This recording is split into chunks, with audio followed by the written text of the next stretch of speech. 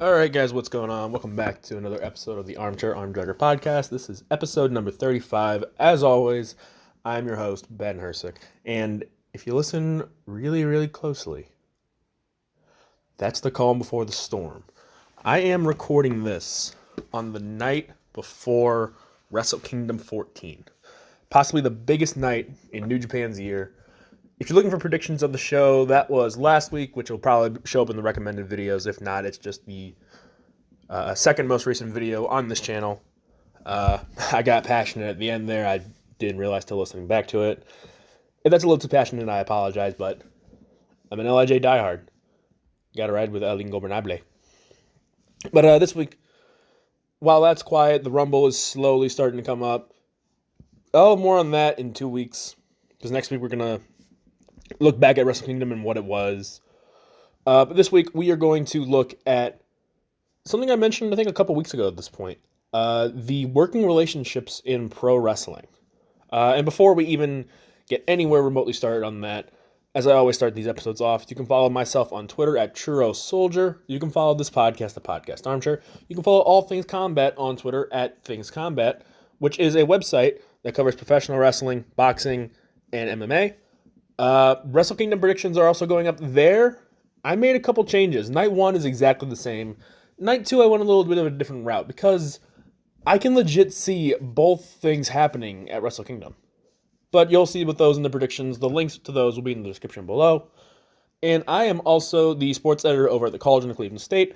This is the second to last week of winter break, so we will be going back to actually writing articles and everything next week. In about 3 or 4 weeks, I believe.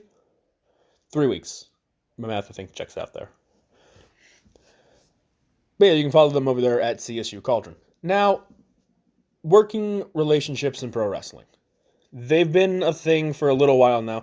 Also, by the way, this is probably going to be a really short episode. I'm kind of like trying to figure out stuff to fill in these gaps as we go. Like, leading up to WrestleMania will be pretty easy, but in between there, what do I do? What do I actually talk about? So let's start with working relationships in pro wrestling, I figured. We're starting to see it a little more and more. We're seeing guys from other companies show up in certain shows here and there across the country, across the pro wrestling world, to be fair. And you have guys from WWE, specifically NXT, showing up in Progress Wrestling and Evolve shows. A little bit of WXW. I think that's still a relatively new one. But you're starting to see these guys show up in different promotions. You're seeing it in New Japan also. God and Evil and Sonata are the biggest examples because they were at the Ring of Honor, what's it called? Supercard of Honor WrestleMania weekend. So that is going to be a very interesting thing. You have got these guys showing up on different shows and different companies that they have working relationships with. We've seen, like I said, Evil and Sonata and God showing up in Ring of Honor. We've seen Hiroshi Tanahashi, who actually won the Rev Pro Undisputed British Heavyweight Championship from Zack Sabre Jr., show up in Rev Pro. We're seeing stuff like this. CMLL gets a lot of New Japan guys. We've been seeing stuff like this for a little while. A lot of it goes back to New Japan. And you look at it, the excursion process is kind of part of that.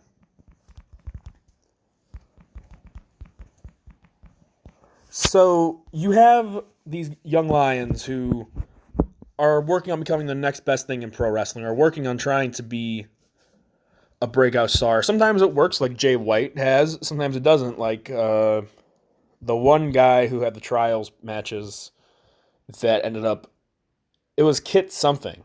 And he was like he was huge. But then you have guys who are now on excursion. Right now there are 2 guys on excursion. From New Japan at least. Shota Umino and Ren Narita.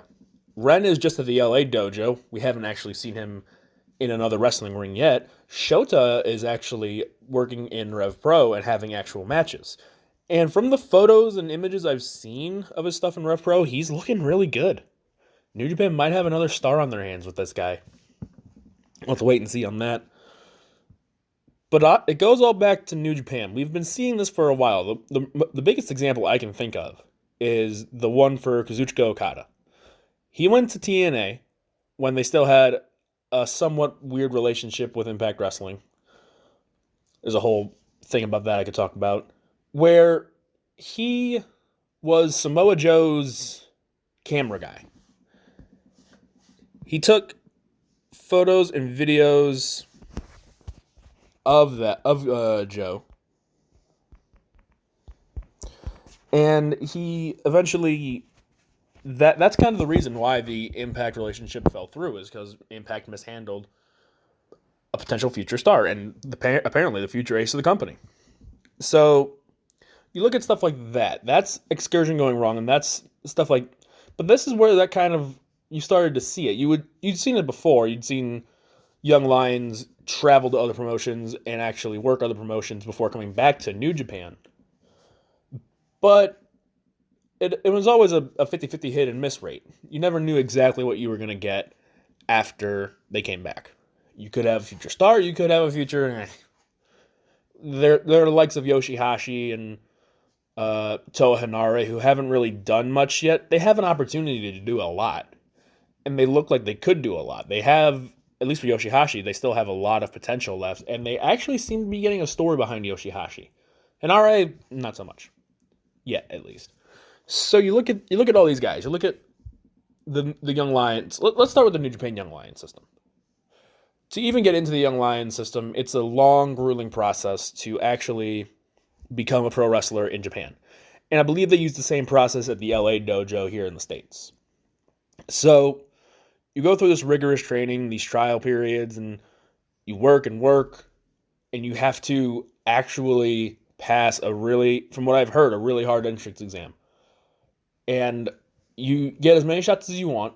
Once you pass, you're accepted into the program. And then they talk about in commentary sometimes there's 1,000 squats or 1,000 push-ups a day that they have to do. Something along those lines. So these guys are pretty much just saying, we want to dedicate our lives to pro wrestling. Because they train pretty much 24/7. They live with the dojo. So they're giving up whatever life they have, which is a very, very dedicated thing that they have to do. So you look at everybody in Japan, and you look at all the New Japan wrestlers, and you're like, who actually has gone through the dojo? A lot of them, you'd be surprised. I know Fale now has his own dojo. You look at the likes of Kazuchika Okada, Yoshihashi, Evil, Tetsuya Naito, Hiroshi Tanahashi. A lot of these guys went through the Young Lions system, and now they know how to be a successful pro wrestler for the most part. And that is where this whole thing started. These Young Lions, they don't just graduate from Young Lion to, okay, now we're actually going to, give you a storyline. No, they graduate from being Young Lions to going to different places in the world, whether it be Ring of Honor, Rev Pro, or CMLL, I believe. Those are the only 3 places they go now. Or the LA Dojo, I guess.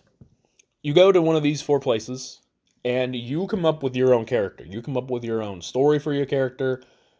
And if it works, we bring you back. Sometimes it doesn't work and they still bring them back. Biggest example that I can think of on the top of my head, Yoshihashi.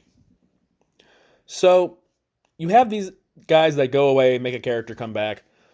And sometimes they work, sometimes they don't. Most recently, they've been pretty successful. Look at Sho and Yo from Roppongi 3K. Look at Jay White. Look at David Finlay. And Juice Robinson. Juice actually went through the Young Lion program I think he went through with Jay. And I think there might have been somebody else in that same class that's a big name now. It wasn't Finlay. It might have been Evil. I think it was Evil. I'm probably 100% wrong. But you look at that's Excursion working successfully. Juice kind of had they said with Juice when he came in that he could have just gone to being a normal wrestler on the roster, which would have been an easy thing for him to do. He'd be like, yeah, sure, why not? But he said no, he wants to go and prove himself to everybody. And he did that, and fair play to him. He's got 2 matches at Wrestle Kingdom. One I don't think he really deserves. Whatever.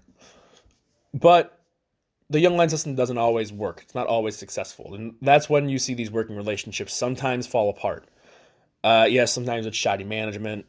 I'm curious to see what's going to happen with the Ring of Honor deal and New Japan. Sometimes these working relationships just don't work out. Look at what happened recently with New Japan. They got taken off of Access TV because Anthem approached New Japan to work with Impact Wrestling. Anthem owns Access TV now due to them buying the rights to it. So Anthem went up to Anthem also owns Impact Wrestling. So whatever channels Anthem owns, Impact can go on it if it needs like a ratings boost or something, I believe. I don't know a lot of like the television world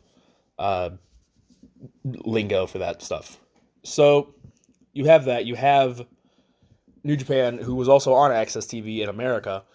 And you have the Anthem executives coming to New Japan and saying, "Can we get a working relationship with Impact?" Personally, I think it could be really successful. You look at the likes of TJP, Ace Austin, Trey Wentz, Rich Swann, Brian Cage, Sami Callihan. You have all these fantastic wrestlers there, and they could easily work in a New Japan ring. But due to New Japan just thinking it won't work, they said no. Anthem took them off the TV. And now everyone's talking about them working with AEW. No, let's not talk about that yet. When we hear about actual meetings, then we can talk about that. There's no official meeting in place. It's not going to happen.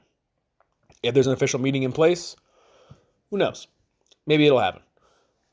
But that being said, there are also now other companies that are reaching out for working relationships with people.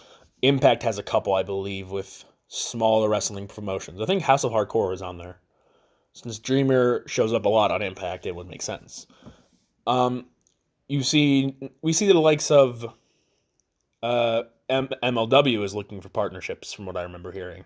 You have WWE, who's reached out to multiple promotions. That's the whole reason for NXT UK.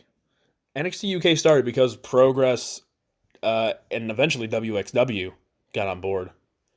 So you have these promotions where it's like, now we can start to show off guys. It's essentially, the way I like to word it, this is a feeder system, essentially. They have the likes of Jim Smallman, who is no longer running Progress Wrestling, which he said it's to focus more on his quote-unquote day job, which is NXT UK. So it also makes me wonder, with all the Vince McMahon stuff, and if he ever eventually does step down and walk away, who takes over? The answer is Hunter. But then who takes over NXT? I think the answer is Jim Smallman. I can go onto a whole theory about that if anyone's interested. So, with the WWE system, we see guys from NXT show up in Progress. We've seen them in Evolve. The Evolve 10th Anniversary show is the best example. We've seen them in WXW, specifically Walter, Ilya Dragunov, Fabian Eichner. Marcel Bartel's been in there. And I feel like there's always one that I'm forgetting. And I never remember what it is until like the very last minute, and I remember it. I say that as I look it up. WWE working relationships.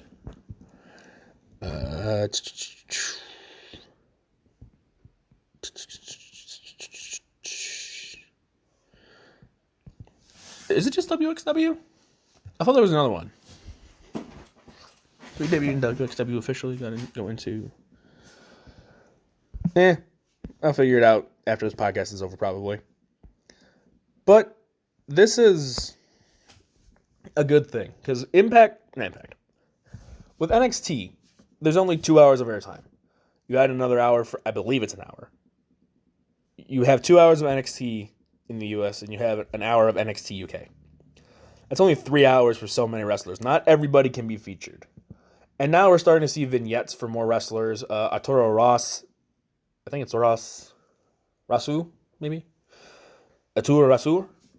That sounds about right. Maybe, I don't know. We have him getting, You have him getting vignettes. We saw Isaiah Scott have a vignette. There was a couple other vignettes recently, too.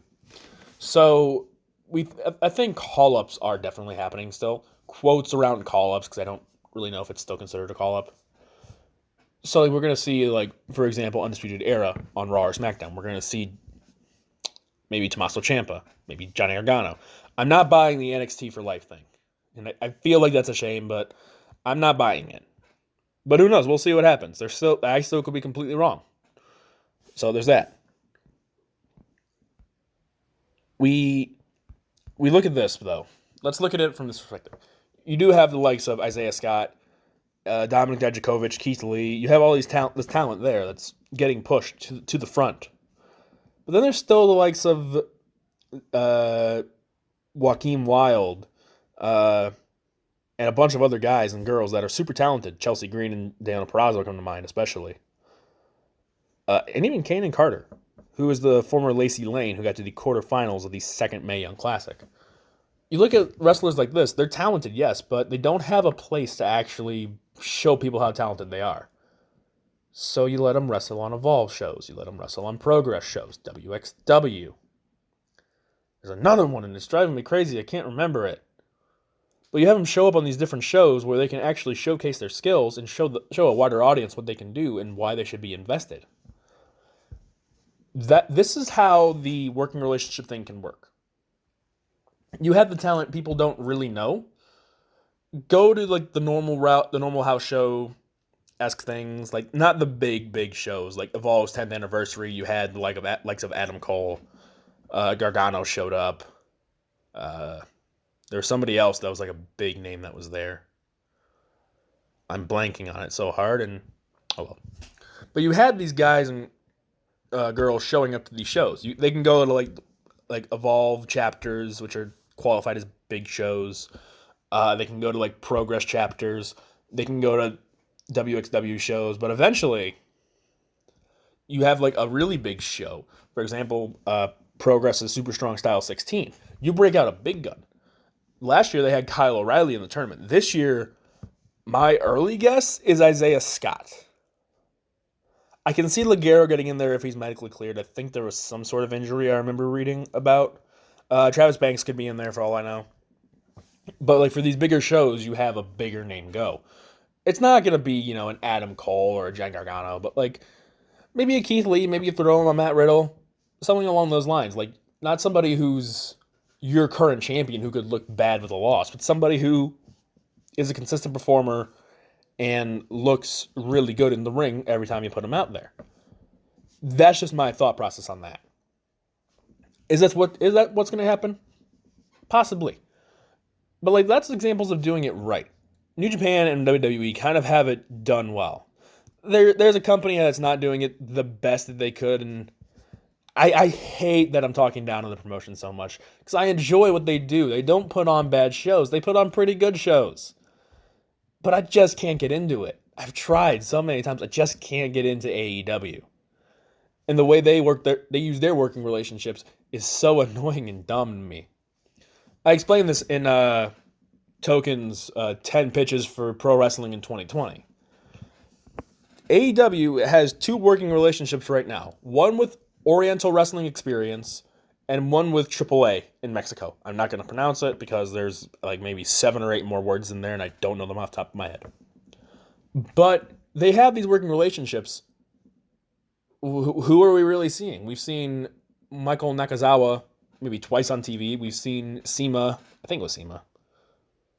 Yeah, it was CIMA because T-Hawk's off doing other stuff. But we've seen CIMA in a couple matches on AEW Dark. The only AAA guys we're seeing are Lucha Bros consistently. And then they send Kenny Omega to go win the biggest title in AAA. Use the guys that you don't use on TV on those shows. Use like a Jimmy Havoc, a Shawn Spears, a Joey Janela. Hell, even use Sammy Gravina for all I care. Have these guys go to those shows so that way they can get better and improve and not just sit there and not necessarily get stale, but not progress as well as possible. That's my biggest issue with AEW and their working relationships. I have a whole podcast about the issues with AEW that nobody's talking about. I think that's part of like the whole reason I don't think I can get into AEW. They just don't follow the typical route. They don't do what is smart. They don't let their younger wrestlers get a big enough spotlight. The spotlight all the time. You look at the past AEW shows. It's Moxley, it's Jericho, it's Rhodes, it's MJF, it's the same people over and over and over and over. And I don't want this to be about AEW. I don't want to make this all about AEW, and it's not working for me. But that is a problem I think they need to address. They have these working relationships with companies. Actually use them. Use some guys from OWE on your shows. Use some guys from AAA. You have Dr. Wagner. You have a bunch of talented Mexican wrestlers, and that's a target demographic you're not looking at.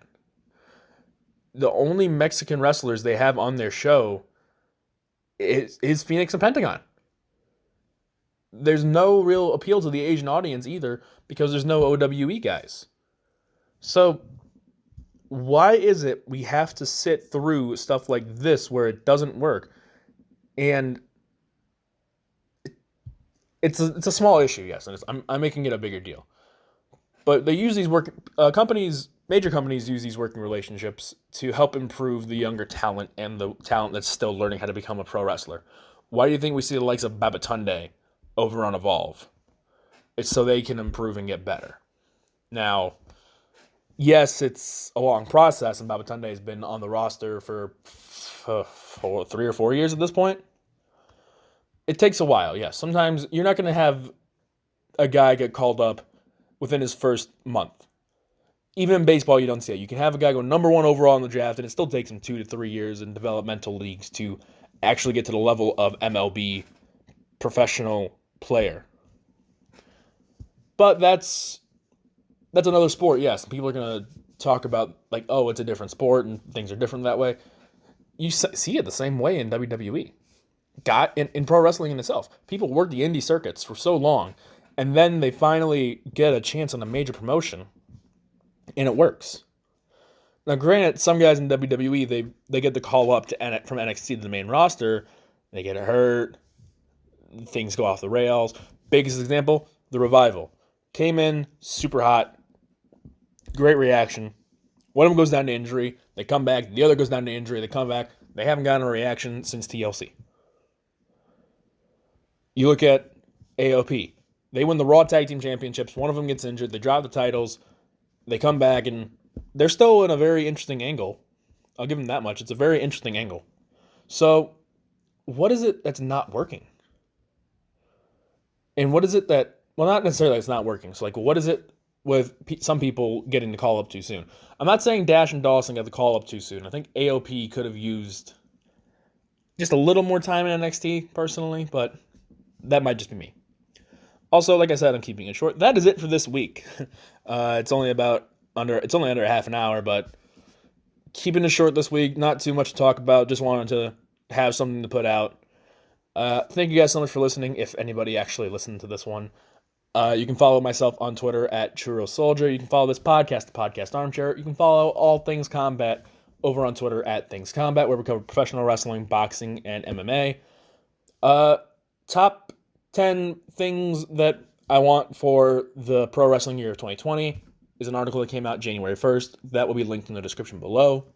Wrestle Kingdom predictions will also be linked down below. We have a merch store also. I keep forgetting to plug that all the time, but oh well. That will also be linked down below.